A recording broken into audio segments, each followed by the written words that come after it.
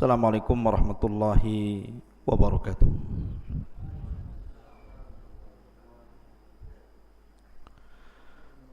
Alhamdulillah wassalatu wassalamu ala Rasulillah wa ala alihi wa sahbihi wa mawalah wa la hawla wa la quwata illa billahi wa ba'du.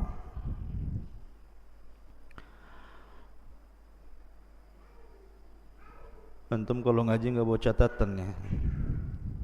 Jadi tanya tak bisa. Mulai besok baca catatan ya. Udah kayak Imam Bukhari saja antum. Jadi catat ya. Nanti kalau dakwah di luar ada maklumat jadinya.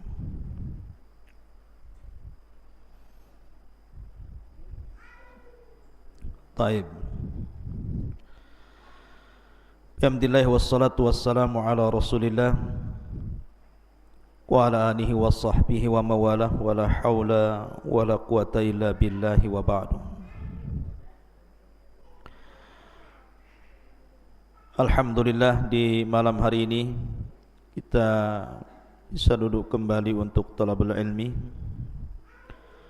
Salawat dan salam kita haturkan kepada Rasul kita yang mulia alaihi salatu wassalam.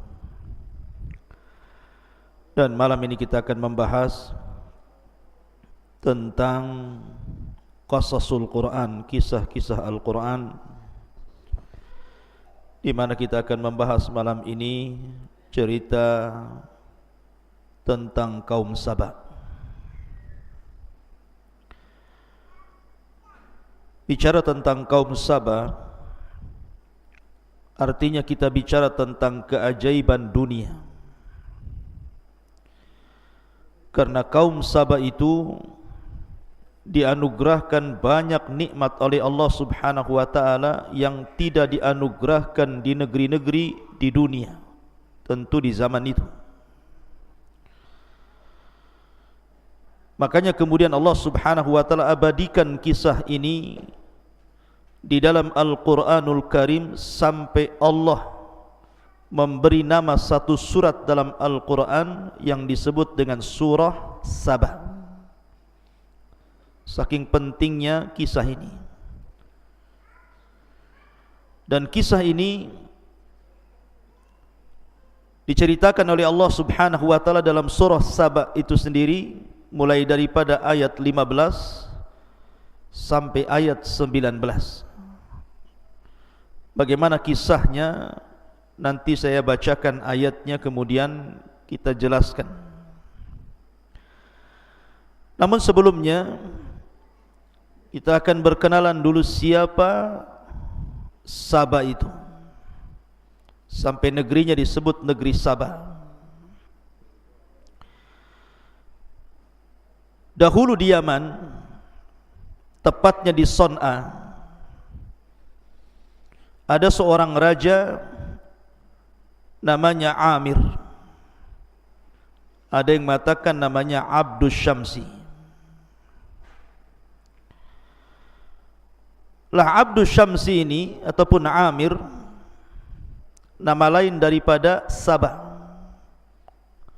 Dialah yang menguasai Son'a dari kabilah Qahtan. Kemudian setelah berdirinya sebuah bendungan, mungkin bahasa kitanya irigasi, di daerah Ma'rib, tempat saya belajar di sana. Maka mulailah kemudian Ma'rib dijadikan ibu kota kala itu oleh Raja Saba yang namanya Abdus Syamsi ataupun Amir ini. Makanya Ma'rib dikenal sampai hari ini dengan bendungannya itu. Bahkan sewaktu saya belajar di satu tempat namanya Bene Dobian, di belakang markas itu kayak kita di sini pesantren di sini, di belakangnya itu pas ada sungai, namanya Sail Arim namanya, yang nanti disebutkan dalam Al-Quran. Jadi kalau seandainya Sad Ma'rib itu, artinya bendungan Ma'rib itu dibuka, kemudian airnya melimpah itu seperti banjir besar itu jadi jalan raya, jadi sungai. Nanti kalau ditutup lagi bendungan itu, kemudian airnya surut, maka membuat genangan-genangan di tempat-tempat yang agak rendah. Nanti di situ banyak ikan di situ. Dan hampir 1 tahun saya makan ikan di situ. Ikan mujair itu bukan kecil, 2 telapak tangan segini ikannya itu. Kemudian ada juga ikan semacam gabus gitu ya, tapi bukan gabus kecil. Panjangnya gabus itu sebesar kaki antum itu, 1 meter. Dan ditangkapnya mudah, tidak melawan, tidak. Kalau gabus di sini ditangkap lari, itu ditangkap. Makanya kita sebut ikan bodoh-bodoh. Jadi tangkap bodoh, diam saja. Ya. Jadi kalau nampak ikan itu ikan bodoh-bodoh katanya. Ya. Artinya bahwa kisah ini terjadi di satu daerah di Jazirah Arab, tepatnya di Yaman, lebih tepat lagi di Ma'rib. Kisah ini terjadi di Ma'rib karena ada puing-puing bekas kerajaan Ratu Balqis itu masih ada. Dijadikan monumen di situ, banyak wisatawan yang datang melihat bekas reruntuhan dari kerajaan Sabah Ratu Balqis di situ. Walaupun memang ada terjadi perselisihan tentang masalah letak di mana Sabah itu sebenarnya, tetapi yang masyhur dari ulama-ulama sejarah dan ahli tafsir bahwa Sabah itu letaknya di Jazirah Arab, atau lebih tepat lagi di Yaman, atau lebih khusus lagi di Ma'rib. Tetapi ada juga yang mengatakan bahwa Sabah itu ada di Ethiopia sana. Tapi ini tidak masyhur pendapat ini. Pendapat yang masyhur adalah letaknya di Ma'rib Yaman. Ma'asyiral muslimin yang dimuliakan Allah Azza wa Jalla, baik kita akan baca ayatnya, kemudian kita kisahkan. Menarik kisah ini sebenarnya. Allah Subhanahu wa taala berfirman dalam surah As-Saba ayat 15 dan seterusnya, laqad kana li saba'in fi maskanihim ayah. Sungguh bagi kaum Sabah itu ada tanda-tanda kuasa Allah. Ya, karena Sabah satu di antara keajaiban dunia, negeri yang sangat diberkahi kala itu, membuat negeri-negeri di luar Yaman cemburu dengan negeri Sabah itu. Kemudian Allah mengatakan jannatani an yaminin wa shimal. Di tempat kediaman mereka ada 2 buah kebun di sebelah kiri dan juga sebelah kanan. Kemudian Allah mengatakan kulu mir rizqi rabbikum washkurulah baldatun thayyibatun wa rabbun ghafur. Makanlah olehmu rizki yang dianugerahkan Rabbmu dan bersyukurlah. Adalah negeri yang baik dan memiliki Rabb yang Maha Pengampun. Fa'aradu, mereka pun berpaling. Fa'arsalna alaihim sailal arim. Setelah mereka berpaling, maka Allah Subhanahu wa taala datangkan banjir yang sangat besar meluluhlantakkan negeri Sabah. Wa baddalnahum bi jannataihim jannataini dzawatai ukulin khamtin wa athlin wa syai'in min sidrin qalil. Kemudian kebun yang tadinya indah, rindang dan begitu seterusnya, kami ganti kedua kebun itu dengan kedua kebun yang ditumbuhi pohon-pohon yang pahit dari pohon asal, kemudian juga pohon sidr. Jadi di situ ada pohon pahit namanya khamtin, kemudian pohon asal, kemudian pohon sidr. Nanti kita jelaskan 3 pohon ini. Kemudian Allah mengatakan dzalika jazainahum bima kafaru wa hal nujazi illal kafur. Allah mengatakan demikianlah kami berikan balasan kepada mereka karena kekafiran mereka. dan kami tidak menjatuhkan azab melainkan hanya kepada orang-orang kafir. Ikhwatu fillah muliakan Allah Subhanahu wa taala. Kita akan ceritakan sebab nuzulnya dulu ya. Jadi sebab nuzul ayat ini, asbab nuzul ayat ini, Nabi SAW menceritakan tentang kisah kaum Saba ini kepada orang-orang Quraisy. Kenapa Nabi SAW menceritakan kisah ini kepada orang-orang Quraisy? Karena Allah Subhanahu wa taala sudah banyak memberikan nikmat kepada orang-orang Quraisy itu. Pertama, Quraisy itu memiliki Baitullah Al-Haram. Di situ ada Ka'bah yang dimuliakan sejak zaman Ibrahim.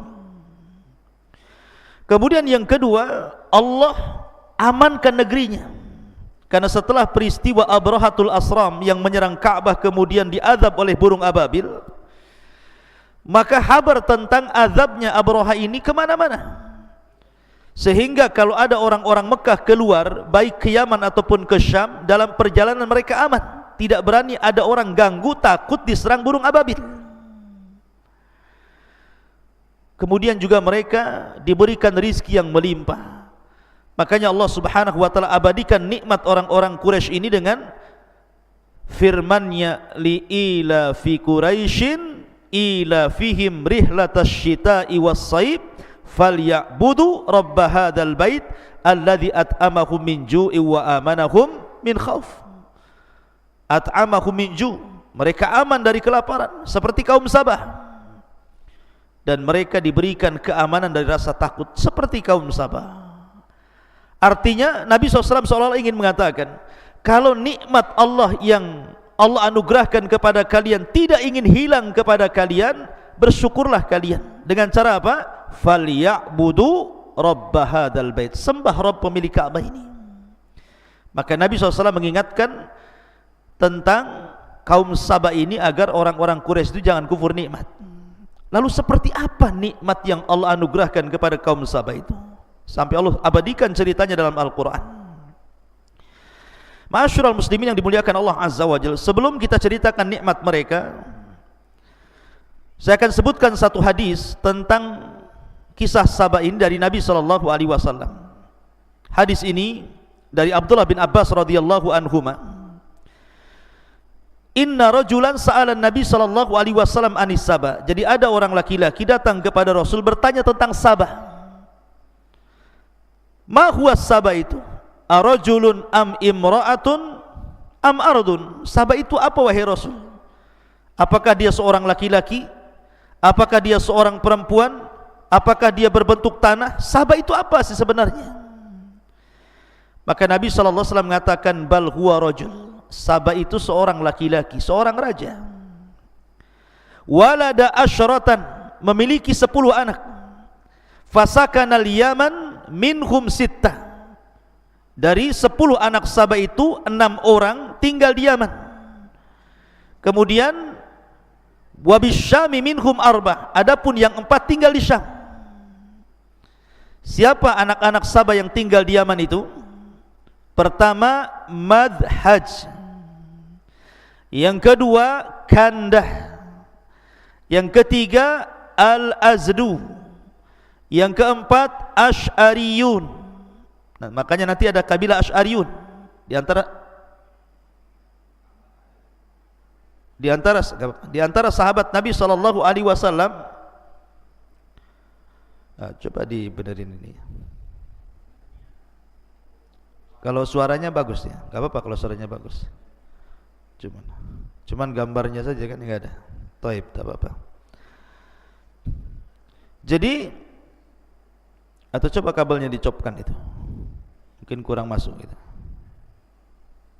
Coba kabelnya.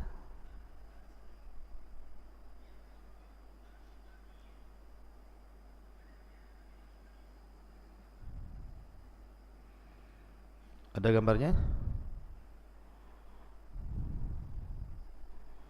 Gak nampak juga.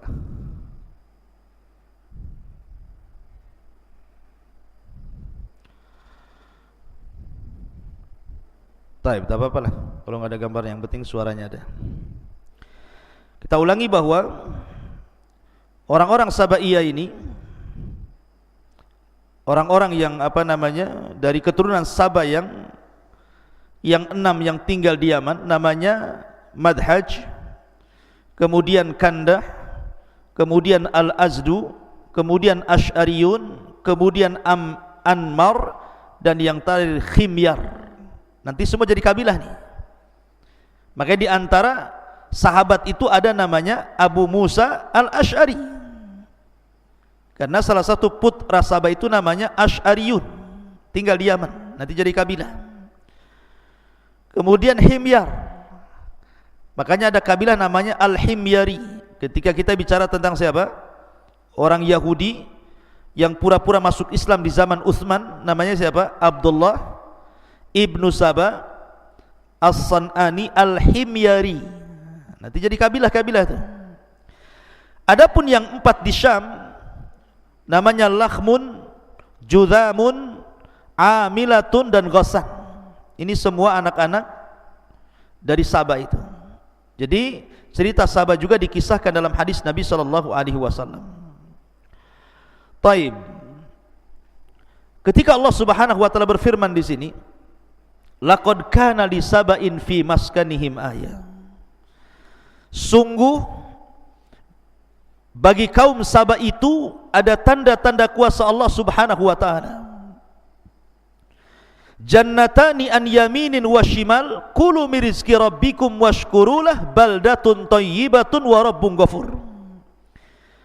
Di mana negeri Saba itu diapit dengan 2 kebun, dari sebelah kanan dan sebelah kiri, dan kebun itu penuh dengan buah-buahan, penuh dengan makanan, kemudian air yang mengalir yang tanpa mereka harus bercapek-capek menyiramnya.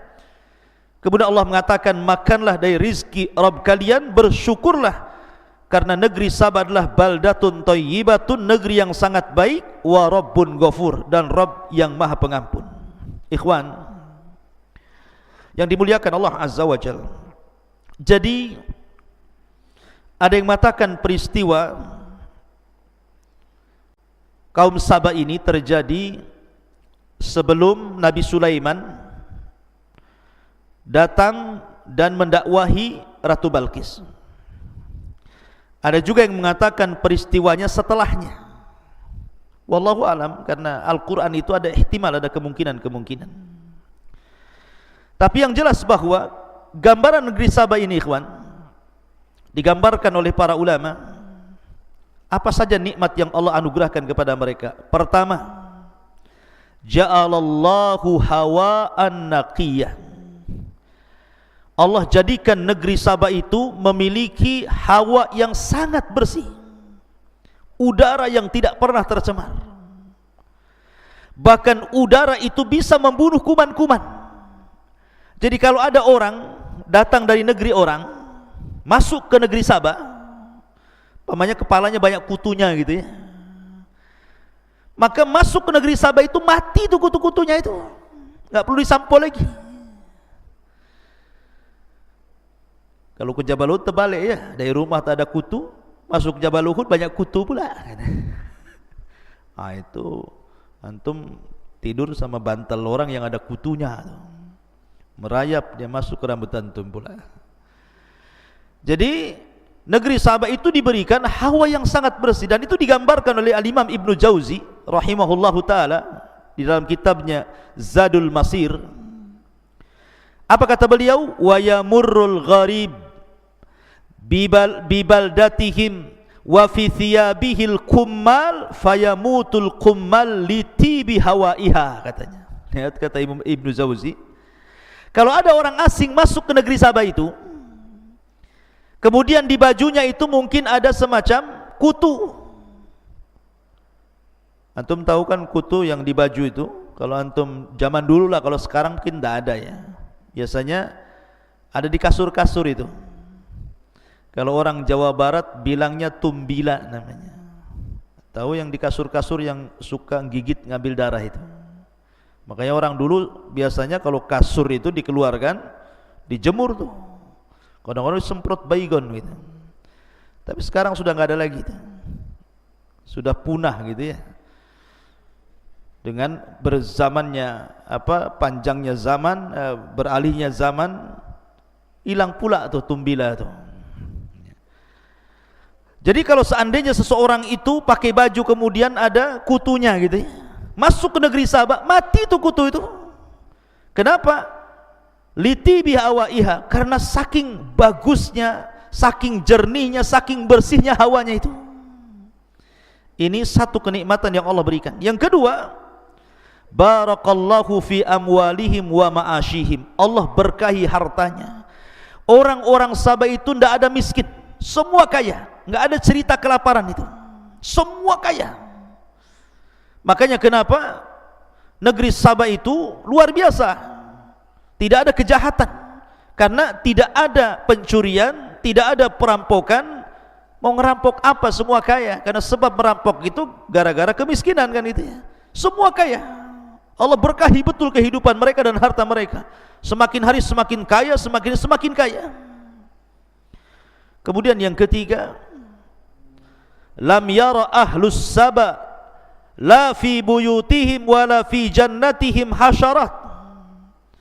Orang-orang Sabah itu, mereka tidak pernah melihat di rumah-rumah mereka atau di kebun-kebun mereka hasyarat. Hasyarat itu apa? Hasyarat itu binatang-binatang kecil, binatang-binatang yang merayap. Mungkin semacam kecoa, cacing, kalajengking, apalagi, pokoknya enggak ada. Semut itu enggak ada. Apalagi titinggi ataupun kaki 2000 atau apa, kan banyak tuh, ya kan. Binatang-binatang itu kalau antum masuk kebun tuh kan, kebun Jabal Uhud saja ada macam-macam tuh binatang antum dapati itu. Tetapi di negeri Sabah ini, dan itu juga disebutkan oleh Imam Al-Jauzi rahimahullahu taala, apa kata Imam Ibnu Jauzi? Walam yakun yura fi baladihim hayyatun wala aqrabatun wala ba'udatun wala dubabun wala burghus. Nah, lihat, kaum Sabah itu tidak pernah melihat ada ular, ada kalajengking, ada nyamuk, ada lalat, ada burghus, binatang-binatang kecil, tidak ada.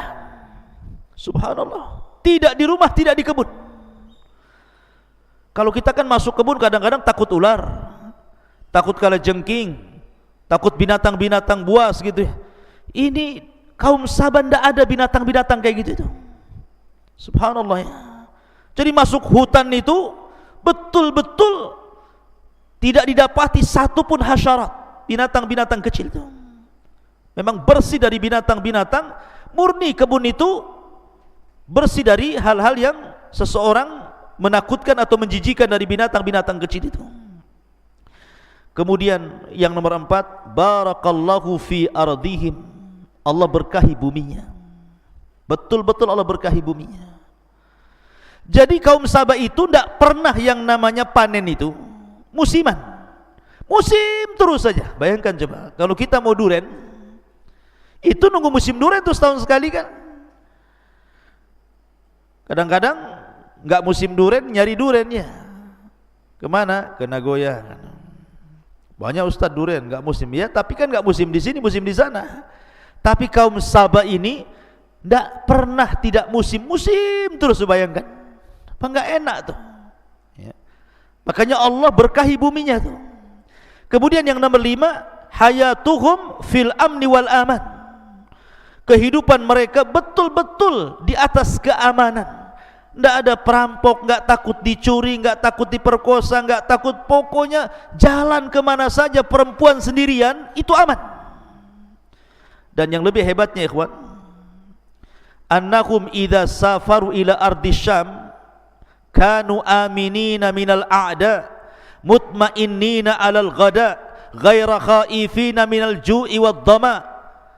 Apabila mereka safar dari negeri Sabah ke Syam, perjalanan 2000 lebih kilo gitu ya, mereka merasa aman dari musuh, merasa aman dari al-ghada. Al-ghada itu maksudnya makanan. Kalau orang sekarang mau safar ikhwan, pasti membawa perbekalan kan. Jangankan safar jauh ke Barelang saja, kita dah siap-siap tuh, beli minuman, bawa makanan, bawa ikan bakar gitu ya. Daging bakar, sate bakar, semua bakar gitu ya kan. Itu ke Barelang saja itu. Kita kadang-kadang bawa bekal, padahal kita pakai mobil, di zaman itu udah ada mobil. Tetapi orang-orang Sabah ini kalau safar nih sejauh dari Yaman ke Syam itu, tidak perlu bawa makanan, tidak perlu bawa minuman, karena mereka hanya satu jalur saja. Jadi jalan mereka itu cuma satu, sebelah kanan kebun, sebelah kiri kebun. Subhanallah. Dan dalam kebun itu penuh dengan makanan, penuh dengan buah-buahan, dan ada air yang mengalir, tinggal minum saja, kemudian hawanya sangat bersih sekali. Jadi mereka itu pergi ke mana-mana nggak bawa apa-apa itu. Lihat, luar biasa negeri Sabah ini, kemana-mana nggak bawa bekal. Ke Syam, balik ke Syam biasa saja. Bahkan yang lebih ajaib lagi, kata Imam Qatadah rahimahullahu taala, kanatil mar'atu tamurru bil miqtal ala ra'siha fatamtali'u minas thimari mimma yatasaqatu fihi min nadjihi wa kathratihi. Bahkan kalau seorang wanita ingin mengambil buah, ingin memanen, tidak perlu manjat, tidak perlu pakai kayu gitu ya, tidak perlu dipetik, cukup diletakkan saja di kepala wadahnya itu, ya kan? Kemudian berjalan tuh masuk kebun, keluar kebun sudah penuh tuh isinya tuh. Lihat, ya. Anda coba, ini mukjizat ini keanehan luar biasa kan? Kita ini mau cari mangga saja, mau metik mangga itu di pohonnya, harus perang lagi dulu dengan semut rangrang itu, dengan semut merah itu. Kadang-kadang zaman dulu itu bawa abu tuh biasanya. Kalau saya dulu di desa-desa itu, kalau mau manen mangga itu bawa abu bakar tuh, ditebar itu di di batang-batangnya, ngelawan semut rangrang itu supaya jangan digigit. Tetapi karena banyaknya semut, ya percuma juga, ada juga yang gigit kan gitu ya. Kadang-kadang nggak tahan, terjun payung dia dari atas. Jadi kita ini mau ngambil buah-buahan saja, musuhnya banyak di pohon itu. Ini kaum Sabah kalau mau metik buah cukup diletakkan embernya di atas kepala, jalan saja ke kebun, keluar udah penuh tuh. Subhanallah. Kata Imam Qatadah rahimah, saking suburnya. Begitulah keajaiban negeri Sabah. Coba, wajar kalau negeri-negeri di luar Sabah cemburu dengan negeri itu, makanya Allah istilahkan dengan kalimat jannah, sorga. Jannatan, dua sorga, dua kebun. Saking indahnya, ya. Ma'asyiral muslimin yang dimuliakan Allah Azza wa Jalla, ini nikmat yang luar biasa. Akan tetapi kaum Sabah ini, mereka tidak bersyukur kepada Allah Subhanahu wa taala.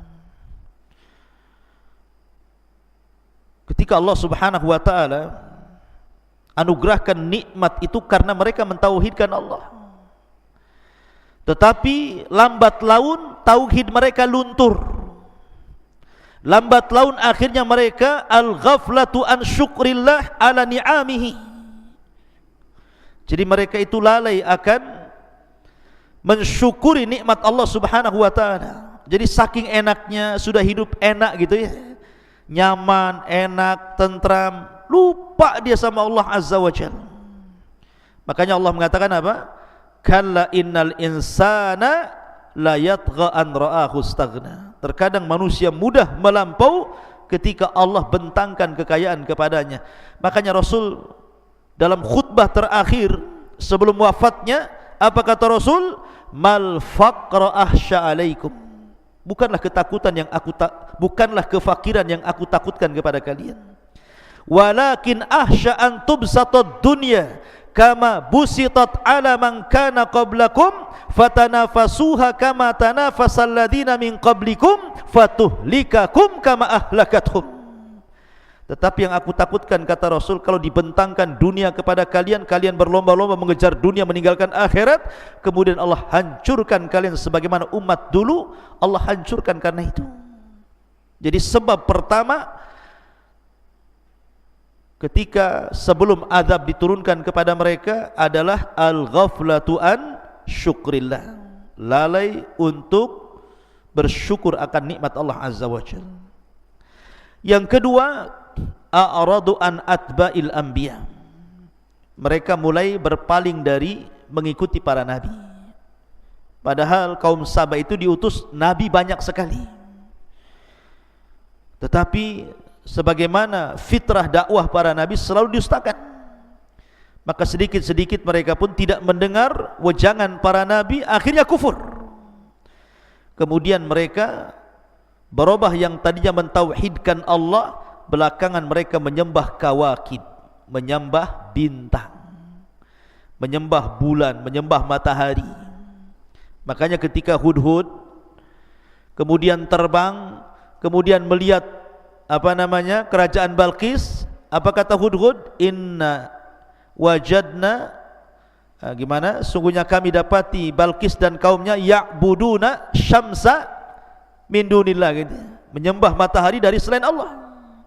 Jadi mereka mulai menyembah bintang, menyembah matahari dan bulan.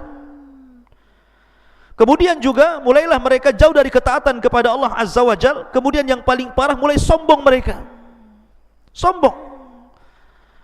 Padahal Allah Subhanahu wa taala sudah berikan nikmat kepada mereka. Mereka sombong. Sebab itulah Allah Subhanahu wa taala azab mereka. Bagaimana azabnya? Allah katakan fa'aradu, mereka pun berpaling. Setelah mereka berpaling, fa'arsalna alaihim, kami utus kepada mereka sailal arim. Sail itu artinya banjir, arim itu artinya besar. Ada juga yang mengatakan arim di sini, ada beberapa penafsiran para ulama apa yang disebut dengan kalimat arim dalam Al-Quran. Pertama, ada yang mentafsirkan arim di sini artinya bendungan. Jadi banjir dari bendungan itu. Ada juga yang mengatakan arim itu air yang ditampung dalam bendungan. Ada juga yang mengatakan arim itu artinya air yang sangat besar. Ada juga yang mengatakan arim itu artinya nama lembah yang dibendung itu. Ada juga yang mengatakan bahwa arim itu artinya tikus yang sangat besar, sebesar kucing, dan menggerogoti bendungannya. Gini ikhwan, jadi sebelum negeri Saba ini diberikan nikmat, air bagi mereka itu mahal. Terkadang mereka berperang gara-gara air, memperebutkan air itu gara-gara air itu. Maka kabilah-kabilah di Saba itu mereka berperang untuk mendapatkan air. Akhirnya kemudian mereka datang kepada Ratu Balqis, menceritakan tentang kesusahan mereka dari air itu. Maka dalam riwayat, oleh Ratu Balqis inilah dibuatkan semacam bendungan di antara dua bukit besar. Jadi ada dua gunung, disitulah dibuat bendungan. Namanya bendungan dulu kan beda dengan bendungan sekarang. Bendungan sekarang kan pakai batu, pakai macam-macam gitu ya. Nggak mungkin digerogoti tikus. Kalau bendungan dulu itu kan pakai kayu gitu ya, dijajar-jajar gitu ya. Dan lembah yang dibendung itu lembah yang paling rendah. Sehingga kalau terjadi hujan, dari mana-mana tempat itu air ngalir jadi situ. Maka oleh Ratu Balqis dibuatkan bendungan antara dua gunung itu, kemudian dikeluarkan irigasi, dari situlah mengalir ke kebun-kebun. Lah sejak saat itulah Saba menjadi kaya.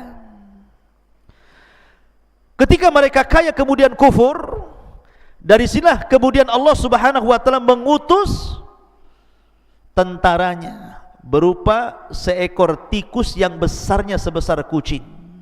Itu pernah melihat tikus sebesar kucing? Namanya tikus got. Saya pernah lihat YouTube tahun berapa dulu ya, ketika masih ada YouTube awal-awal tuh. Ketika ada orang ketangkap di Jakarta, orang jual bakso pakai daging tikus. Saya lihat di berita itu, tikusnya gede-gede itu. Tikus got itu. Mungkin kalau ketemu kucing yang lari itu. Tikus got itu gede-gede itu. Tapi mungkin di sini lebih gede lagi. Tapi bagaimana Allah Subhanahu wa taala kuasa? Allah tidak mengutus harimau kan? Allah tidak mengutus buaya, apalagi buaya darat. Allah tidak mengutus binatang-binatang besar, gajah, tidak. Allah kalau mengutus itu yang ringan-ringan, seperti burung ababil, burung laut, burung hitam tuh. Kemudian juga ngutus tikus. Jadi tikus ini masuk ke bendungan itu, digerogoti itu sikit. Lah orang-orang Sabah ini karena terlalaikan dengan nikmat Allah, karena sudah lama mereka kaya, mereka senang, mereka tenang, tidak pernah ngecek bendungan. Mereka tidak tahu kalau di balik bendungan itu ada tikus-tikus yang sedang menggerogoti itu. Mereka lalai dari itu, tidak pernah mengecek, tidak pernah menjaga. Sampai pada waktunya ketika satu kayu sudah jebol digigit tikus, digerogoti tikus, maka jebollah bendungan Ma'rib itu, kemudian melulantakkan seluruh kebun-kebun dan menghancurkan semua rumah-rumah.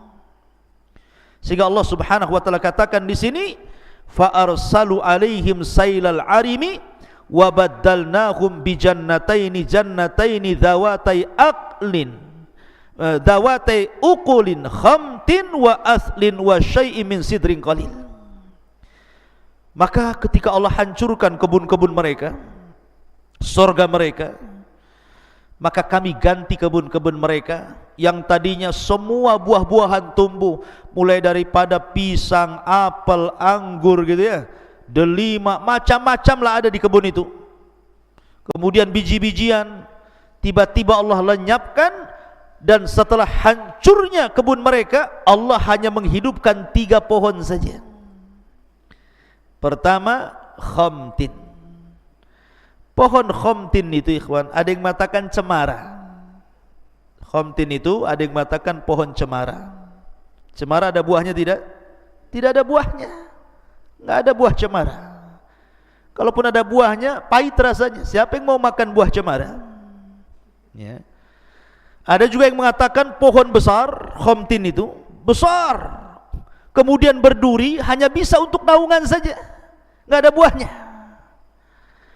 Ini yang pertama. Yang kedua, wa aslin, ukulin khamtin, kemudian wa aslin. Ada yang mengatakan aslin di sini, kata para ulama, sejenis pohon yang hanya bisa digunakan untuk naungan saja. Jadi kalau khamtin, ya jenis pohon yang sangat pahit gitu ya. Kemudian aslin itu juga pohon, tapi tidak ada buahnya. Kalaupun ada buahnya, nggak bisa dimakan. Kemudian yang terakhir, khamtin, kemudian apa lagi? Wa aslin, wa sidrin. Jangan ngobrol. Wa sidrin, pohon bidara. Sidrin itu pohon siwak. Ada yang mengatakan pohon siwak ya. Siwak nggak bisa dimakan siwak itu. Siwak itu akarnya ya untuk gigi saja ya.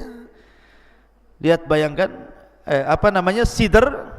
Sidr itu ya pohon bidara, afwan ya. Sidr itu pohon bidara, ada buahnya tetapi kecil buahnya, tidak mencukupi gitu ya. Bayangkan coba Allah Subhanahu wa taala azab mereka dengan ditumbuhkan 3 pohon ini saja. Ada yang mengatakan khamtin itu siwak, ada yang mengatakan aslin itu cemara, ada yang mengatakan sidr itu ya bidara. Hanya 3 pohon itu saja yang hidup di negeri Sabah itu sampai sekarang. Kecuali mungkin orang yang ingin bertani gitu ya, padang pasir disulap menjadi sawah gitu. Kayak waktu saya di Ma'rib juga gitu, ada padang pasir itu dalam setahun bulan-bulan tertentu nanti jadi sawah, dikelola untuk gandum, padi lah kalau bahasa kitanya ya.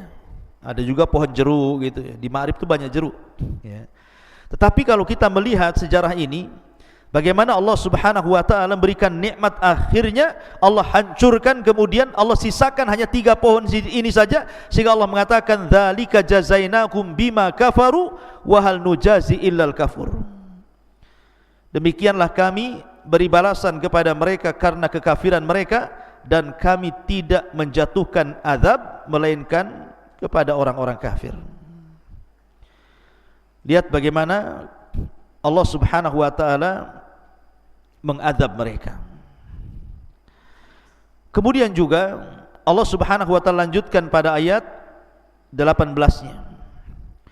Wa ja'alna bainahum wa bainal qura allati barakna fiha quran zahiratan wa qaddarna fiha as-sayra siru fiha layaliya wa ayyaman aminin. Dan kami jadikan antara mereka penduduk Sabah itu dan negeri-negeri yang kami berkahi Syam beberapa negeri yang berdekatan, dan kami tetapkan antara negeri-negeri itu jarak-jarak perjalanan. Kata Allah, berjalanlah kamu di negeri-negeri itu pada malam dan siang hari dengan aman. Faqalu, dan mereka mengatakan, Rabbana ba'id baina asfarina wa zalamu anfusahum faja'alnahum ahaditha wa mazzaqnahum kulla mumazzakin inna fi dzalika laayatin likulli sabarin syakur. Maka mereka berkata, ya Tuhan kami, jauhkanlah jarak perjalanan kami. Dan berarti mereka menzalimi diri mereka sendiri, maka kami jadikan mereka bahan pembicaraan dan kami hancurkan mereka sehancur-hancurnya. Sungguh pada yang demikian itu benar-benar terdapat tanda-tanda kuasa Allah bagi setiap orang yang sabar dan bersyukur. Begini maksudnya, ikhwan. Tadi saya sudah jelaskan, orang-orang Sabah ini mereka suka safar ke Syam, dan dari Sabah ke Syam itu kiri kanannya kebun-kebun tadi. Jadi kalau mereka safar pakai unta, pakai kuda, jalan kaki, karena kiri kanannya banyak kebun, kayaknya kok ke Syam itu dekat gitu loh, tidak perlu bawa bekal. Jadi mereka menginginkan kalau bisa, ya Rabb, Syam itu dijauhkanlah dari kami, biar safar kami lebih jauh lagi, biar sekali-kali kami safar itu bawa perbekalan katanya. Kurang ajar enggak tuh? Sudah dikasih nikmat, mau dijauhkan lagi Syam itu supaya jalannya jauh, sekali-kali kami jalan bawa bekal katanya. Persis seperti perkataan Bani Israel yang Allah Subhanahu wa taala berikan manna wa salwa. Manna dan salwa, manna itu semacam makanan daging burung, salwa itu semacam madu, minuman. Mereka ketika makan manna dan salwa itu kan tidak harus bekerja, sudah ada di situ. Mau makan pagi, mau makan siang, mau makan malam, sudah ada, karena manna wa salwa itu makan dari langit. Sudah diberikan makanan enak, mereka mengatakan kepada Musa, ya Musa, kami sudah bosan manna dan salwa ini.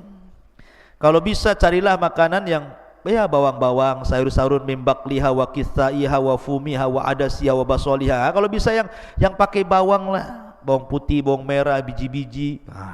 Dikasih makan enak, mau makan yang enggak enak. Lah kaum Sabah ini sama gitu, dikasih perjalanan yang dekat gitu ya, dari Sabah ke Syam itu sudah enak, pergi kemana aman, mau siang mau malam. Bahkan seandainya ada seorang wanita 10 hari safar, tidak ada yang berani ganggu dia, saking amannya. Dan tidak perlu bawa bekal, pulang pergi, pokoknya nggak perlu bawa dompet. Tapi mereka mengatakan, ya Rabb, kami bosan, ya, kami maunya Syam itu kalau bisa dijauhkanlah dari kami, biar kami kalau pergi itu bawa bekal katanya. Sebab itulah maka Allah Subhanahu wa taala hancurkan mereka, dan setelah kehancuran itu faja'alnahum ahadis, mereka pun dibicarakan orang satu dunia, bahkan dibicarakan Al-Qur'an sendiri. Wa mazzaqnahum kulla mumazzaq, kami cerai beraikan mereka. Akhirnya setelah tragedi banjir ini, orang-orang Sabah itu ada yang ke Persia, ada yang ke Jazirah Arab, ke Yathrib, ada yang ke Mekah, ada yang ke Ethiopia, ada yang kemana-mana mereka mencar. Salah satunya adalah Amr ibn Amir. Amr ibn Amir itu dari Sabah akhirnya hijrah ke Yathrib, yang kemudian belakangan menjadi kakek buyutnya dua kabilah, Khazraj dan Aus, yang belakangan setelah Rasul datang ke Madinah, dua kabilah itu disebut Ansar. Orang-orang Ansar, orang-orang Ansar dari keturunan Amr ibnu Amir. Lah Amr ibn Amir ini salah satunya adalah orang yang terkena korban azab pecahnya bendungan Ma'rib, kemudian belulantakkan negeri Sabah, maka dia hijrah ke Yathrib, Kemudian beranak pinak, jadilah dua kabilah namanya Khazraj dan Aus. Belakangan Khazraj dan Aus itu jadi sahabat Nabi SAW dari kalangan Ansar. Makanya Allah mengatakan, inna fi dzalika laayatin likulli sabarin syakur. Pada yang demikian itu benar-benar terdapat tanda kekuasaan Allah bagi setiap yang bersabar dan juga bersyukur. Wallahu a'lam bishawab. Ini diantara kisah negeri Saba dalam Al-Quran. Subhanakallah bihamdika asyhadu an la ilaha illa anta astaghfiruka wa atubu ilaik. Allah ta'ala. Assalamualaikum warahmatullahi wabarakatuh.